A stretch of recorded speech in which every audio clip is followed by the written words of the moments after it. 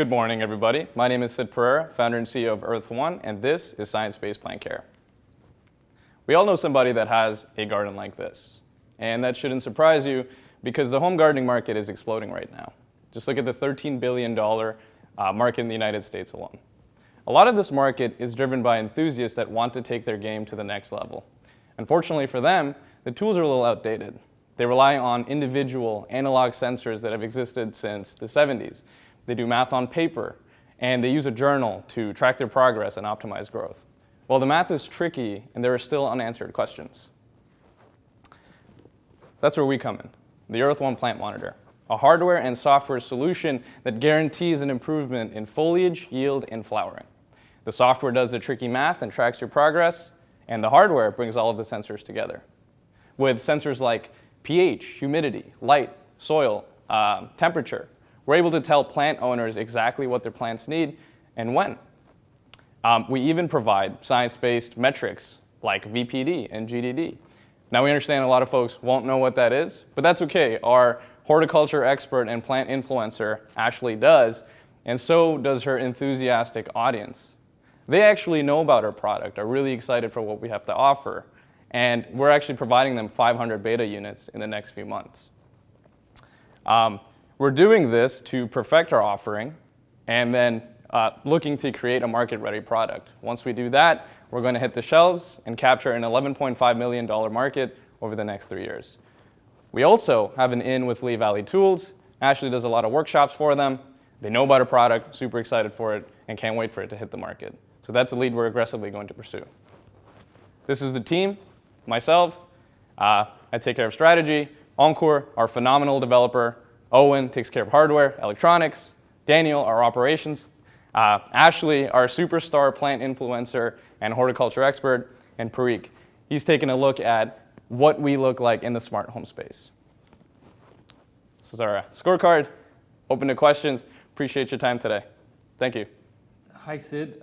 Thank you very much for that interesting presentation. I do have a couple of questions. Can you talk a little bit about the price point for the product? Yeah, absolutely.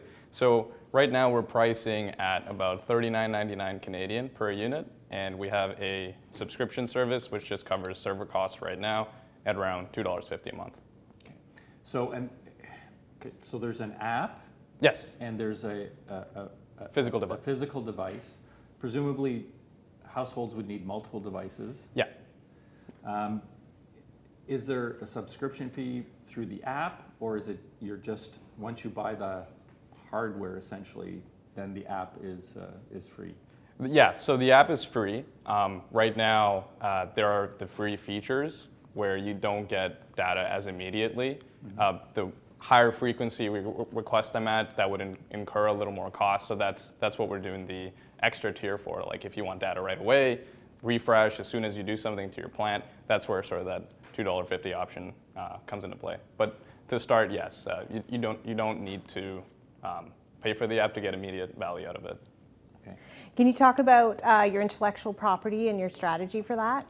Yep. So right now, our physical hardware needs work as far as IP goes. It's still an iterative process. The design's going to change a few times.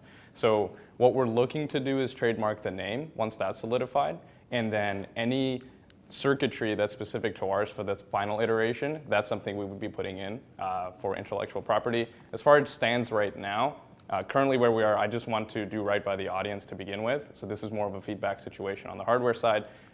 As far as the mathematics and the server stuff and the algorithms in the background to provide some of these insights, we're operating under trade secrets right now, so there's still an opportunity there. Being hardware and software is a little capital intensive, so we're just trying to reserve as much of that to get a physical product out there, begin the conversation, get the product right. But this is definitely an area we need to focus on next. Thank you. And in terms of competition, are there other companies looking in a similar way? Yeah, I can pull up something for us over here. So there's a company based out of Chicago named Flora, which would operate in the United States. Obviously, we've got Willow out in Australia. So as far as competition, there are geographical differences. But this is how it's laid out right now. The price points are fluctuating. I think a lot of the companies are still looking to figure out what people will spend on something like this. The way we differentiate ourselves is by taking the science-backed route. So companies like this haven't thought about pH, they haven't thought about the metrics like VPD and GDD, which I know we can protect because that's math we're doing in the background. These three metrics are quite important for actual productive growing, whether it be your fruits, vegetables, and where cannabis is legal, it would apply there also. Being able to harvest forecast dates for peppers, things like that. So those are some of the ways we're differentiating right now. So some of the things you're talking about, peppers, more garden, like vegetable garden type things. Yep. Can you use this product outdoors, or is it strictly for inside? This current iteration is for indoors, and then we will have a product line to cater to the outdoor. The real adjustment is the housing material and the way we're sealing it, and then one extra component to allow for longer range radio frequency. But that is completely in the works. So a lot of the math and everything will still apply outdoors. Right now, it'll mostly be used for people trying to grow things indoors to just get some initial feedback. We do know that our audience is doing a lot of that, with tomatoes, for example. So still a good start here for us to iterate and get this to where it needs to be. But presumably the sensors would work like in a specific area, Plot, yeah. Right? Yep. Okay, and how big is that? The plot or the sensor? Well, the plot, like how large an area can it measure reasonably? It's not bound to any specific thing, right? We're collecting pH information and soil moisture information. So yeah, there could be an interesting scenario where the plot is really big. You'd need multiple of these. Give you a really candid answer, that's a good test we'd need to do and see what the range of our individual device is. But practically speaking, you should be good putting it in just one plot to get a good amount of information. So you had talked about 11.5 million being Yep. Is that the piece of the market you're going to capture over the next 3 years? Yes, absolutely. And is that based on selling to individuals? It is, and I can walk us through the funnel right now. So Ashley is our resident horticulture expert and plant influencer. She's got the YouTube channel and audience that's grown by, I want to say 5,000 subscribers a month. Again, really driving the point home that we feel like we've secured quite the niche. Within her network on YouTube, she's also got other channels that are interested in this product. That totals about 6 million subscribers. We're saying conservatively we can convert about 5% of them. Ashley has sold things to her channel before, and the conversion rate is usually around 10%, but we went with 5 to get that 11.5. And then right after that, just to reiterate, the 6 million total subscriber base, we look to convert 5% of that. That's where we're getting that $11.5 million number from. And then immediately pursue our in with Lee Valley. Thank you. Just a question to better understand what the product gives to a consumer. Yeah. Would it be more of here's the data, or is it going to take more prescriptive advice like it needs more water or what, Yeah, so prescriptive advice is the name of the game. That's one of the things we noticed in the market, that there wasn't anything sticking because, in fact, it was feedback we got with our initial prototype as well. It's one thing to just show numbers, but a lot of the users said, hey, what do I do with this? So for example, with watering, yes, we tell you that at this level, this is what you need to be doing. There are different rates for the type of plant that you have. VPD, for example, is temperature and humidity driven. So we would tell you, hey, we noticed this is your temperature. If you have access, try changing your humidity value to this, or vice versa. So yes, it is prescriptive. We are able to provide those insights and push people in the right direction.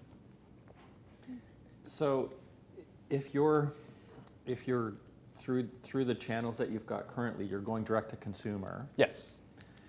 What's the advantage of being in a Lee Valley? I assume your margins are going to be significantly smaller when you're going through a Lee Valley. They are, and I think volume is the big play there.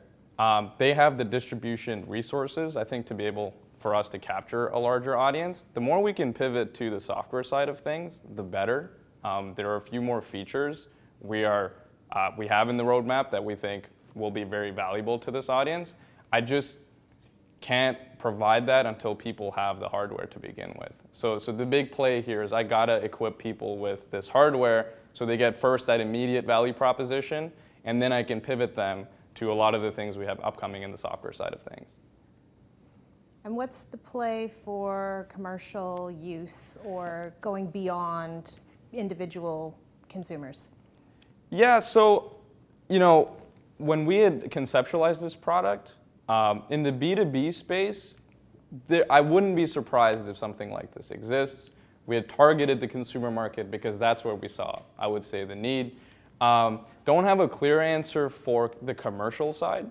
I mean, even now, the very next step would be cracking into the mainstream consumer market. Right now, we're really focused on our niche with the enthusiasts, getting the product right by them, understanding what our identity is along with this group, then cracking into that consumer market. As far as commercial goes, I don't have a great answer for you. It's obvious, you know, any door that opens in the future with the information that we have available to us, we would like to pursue, but no plans just yet for commercial. Is there any aspect where you're collecting the data and using that to improve your science or improve your Yes. We actually have 400,000 plant species right now in our database. We've spent a lot of time working on the software side of things. Again, why I was driving that home as far as getting everybody a unit, it is so key to be able to start collecting information and improving our database. We learn plant species this way because we have, you know, a starting place to begin with. We can improve the metrics. I think the long play here is definitely to provide I'll say it in one sentence, I'd like people to be confused when they don't have our device, and when they do have our device and the plant's doing really well, they're like, what is this thing doing that I couldn't have done without it? That's what we're trying to get with the data. Thank you. This has been very helpful. Thank you so much. Appreciate your time.